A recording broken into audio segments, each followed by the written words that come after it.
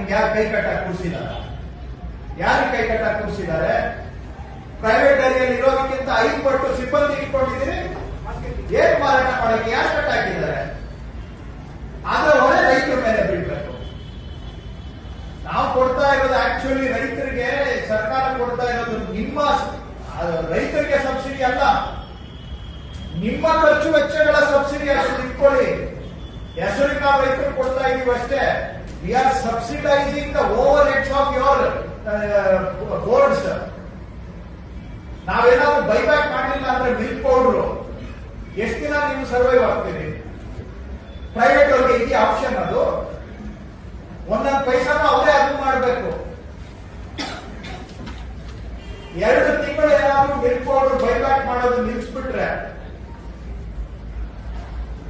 ನಿಮ್ದು ಕೆಲಸ ಮಾಡುತ್ತೆ. ಇಷ್ಟೆಲ್ಲ ಸಪೋರ್ಟ್ ಇಟ್ಕೊಂಡು ಕೂಡ ಮಾರ್ಕೆಟ್ ಎಕ್ಸ್ಪಾನ್ಷನ್ ಮಾಡೋದಿಲ್ಲ, ಸೇಲ್ ಆಗುತ್ತೆ, ಯಾಕೆ ಉಳಿಯುತ್ತೆ. ನಿಮ್ಮಲ್ಲಿ ಪ್ರೈವೇಟ್ ಡೈರಿಯಲ್ಲಿ 10 ಜನ ಕೆಲಸ ಮಾಡಿದ್ರೆ ನಿಮ್ಮ ಹತ್ರ ಎಷ್ಟು ಜನ ಕೆಲಸ ಮಾಡ್ತಾರೆ?